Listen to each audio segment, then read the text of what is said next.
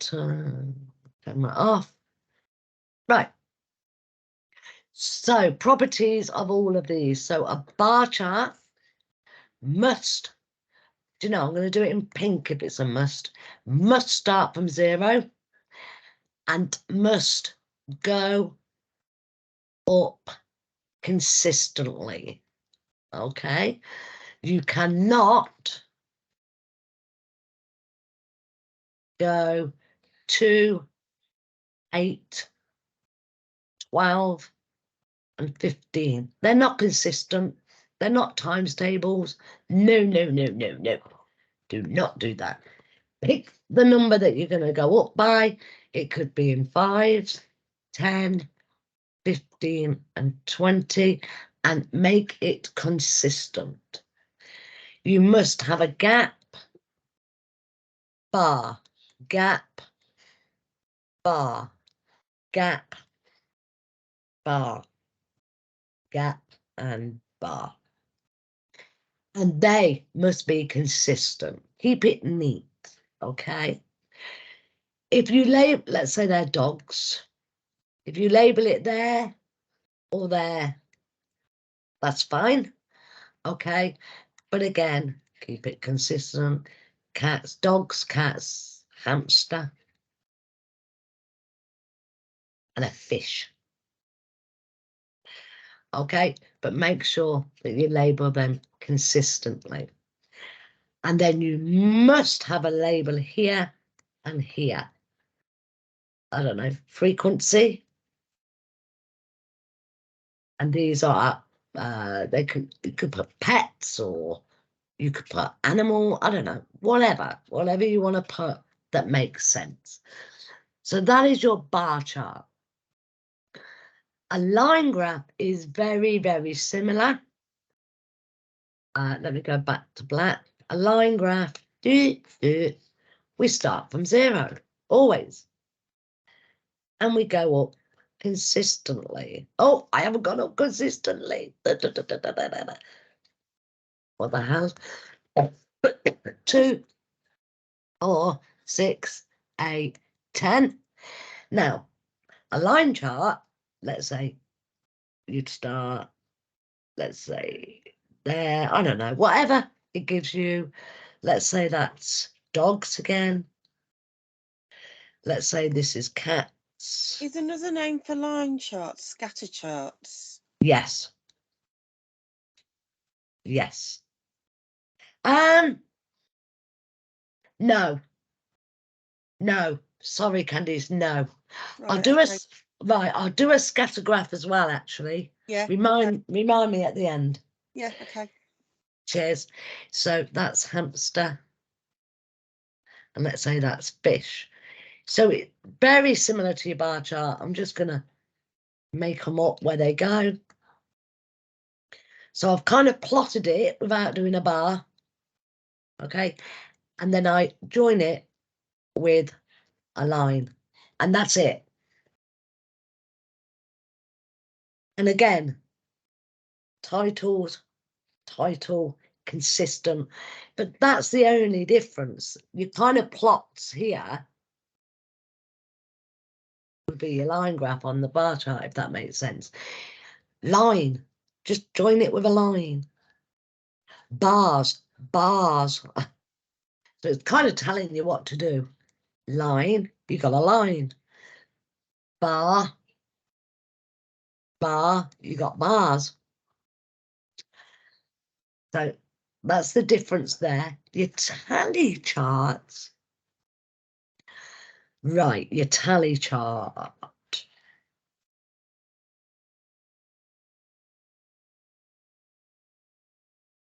Right, let's say this is animals. And this is frequency.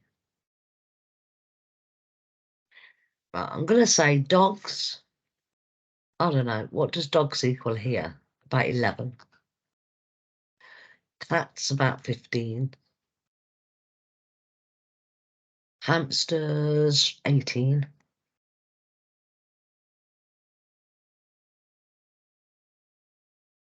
And your fish was about 5. Okay, so your tally chart is your frequency and then your tally. So you'd write down dogs, cats, hamsters, and fishes. Fish.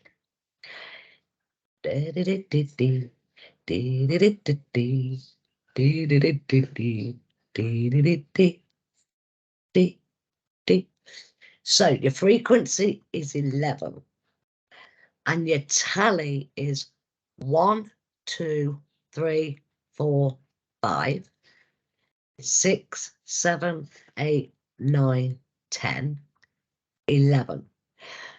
Your tally is in groups of 5, always.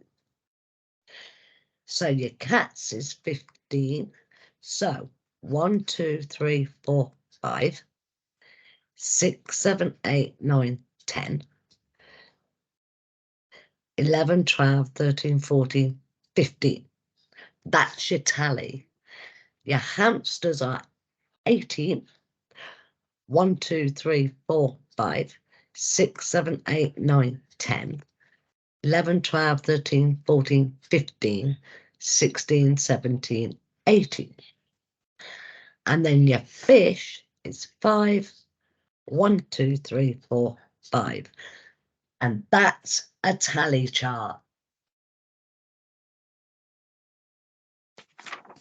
So what I could do is do that as a nice little starter at the beginning, and maybe a pictogram, whatever I go through today, I could do as a starter. But the main thing here is it must be in groups of 5. What I tend to see a lot of is this, and I'm going to do it in black because it's wrong. 1, 2, 3, 4, 5, 6, 7, 8, 9, 10, 11. No, no, no, no, no. It must be in groups of 5, or else you do not get the mark for the tally. Okay. So 1, 2, 3, 4, 5, 6, 7, 8, 9, 10, 11. So please don't make that error. And then we're going to do pictogram and then scattergraph. Now, do you get a scattergraph at level 1? Do you know it don't matter if you don't? I'm going to do it anyway, just in case. Right. So pictogram, it will give you a picture. And I'm going to do this. Equals 8. 8.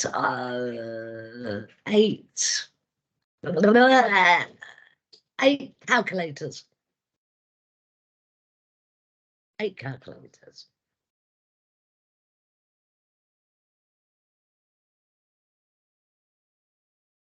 So it will give you that. That will be your key.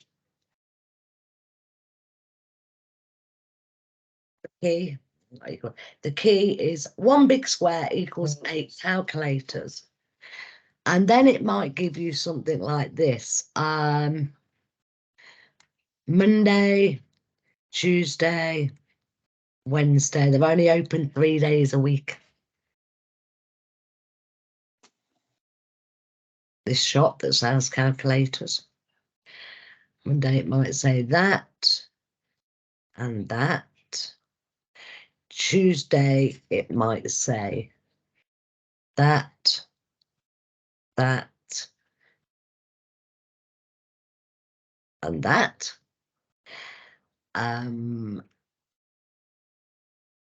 Yeah, and then Wednesday it might say that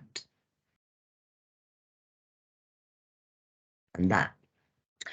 Then it might ask you, how many calculators did they sell each day? So, well, if that equals 8, I think that if I split that into that, gives me that small square. 2, 4, That's worth 2, sorry, that's worth 2. That's 2, that's 2. So each small square equals 2. So that is 2. So that equals 10. That is 8. That is 8. And this looks like 3 of the square, little squares. 2, 2, and 2. 8, 16, 17, 18, 19, 20 equals 22. And this one is 8. That looks like 2 little squares, 2 and 2. So that equals 12.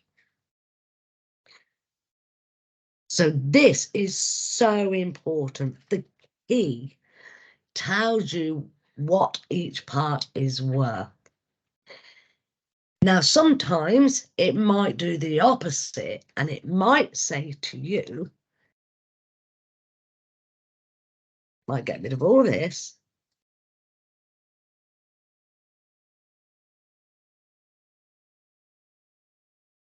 And it might say,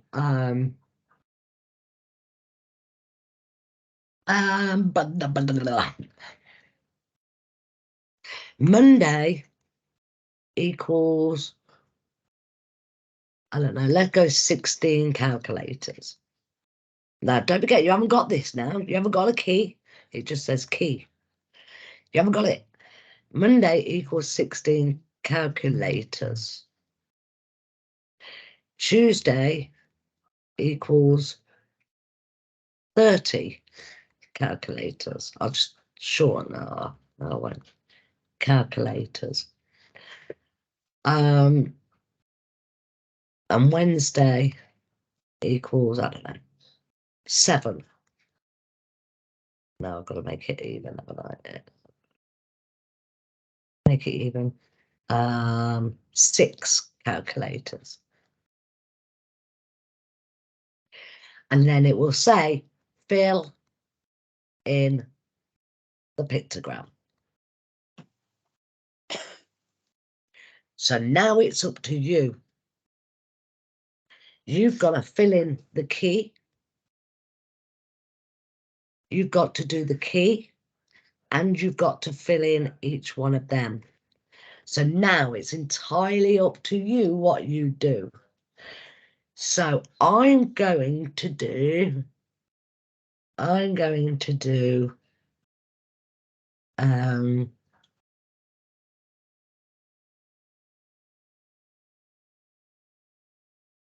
I'll keep it easy, a square. And that's going to equal, I'm thinking of these numbers here. 5. I'm thinking I'm gonna go 6. You as the learner can decide if it's asking you to do the key, to do this, to do everything, okay?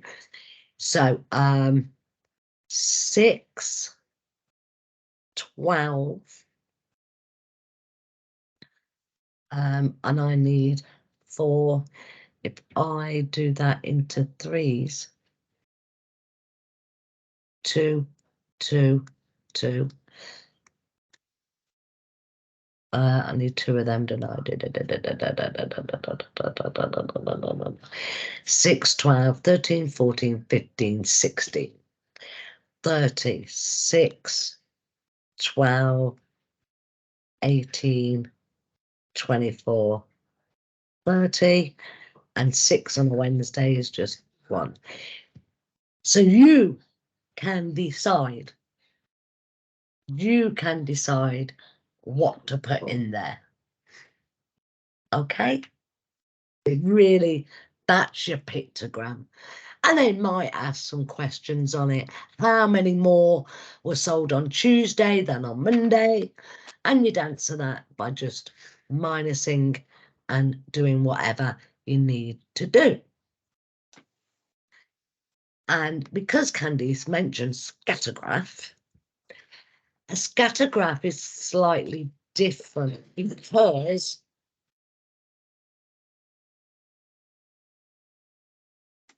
scattergraph, it will give you all the points and it will be like this. Okay. Obviously that started from 0 and it's probably gone up consistently. 10. I'm going to put 13 here for a reason. Just bear with me. So a scatter graph is all about reading from that graph. And you have a line of best fit. Line of best fit. Line of best fit. So one of the first things you do with a scatter graph is you put a line right through the middle of all them dots as best as you can. I think that's pretty even. You've got about the same amount of dots either side of the line. So that is your line of best fit. And then you can read off from that graph. Let me change my colour completely. If I go there to the line and then over, yeah, let's say, I don't know, that was cats, I don't know. You go up to the line and across, well, the graph is showing there's about 6 cats. You could go, let's say this is dogs. You'd go up to the line, touch the line, and then you go over in a straight line. Mine's not going to be very straight. And that's about 9 dogs. 6 cats. So you can read off using your line of best fit. It might say this as well. Which one is the outliner? The outliner means the one dot, the one plot that is way, way further away than any of the rest. It's kind of the outsider. There's no correlation. There's no pattern to it. It's just stood out on its own. So you would say this one is the outliner. And it could ask, what is wrong with the graph? Well, not gone up consistently. Okay, so a scatter graph is more about reading off the graph than actually making a graph. And it involves data that can be a positive, sorry, not an arrow there, a positive correlation. But I think this is going more into GCSE. Or it could be a negative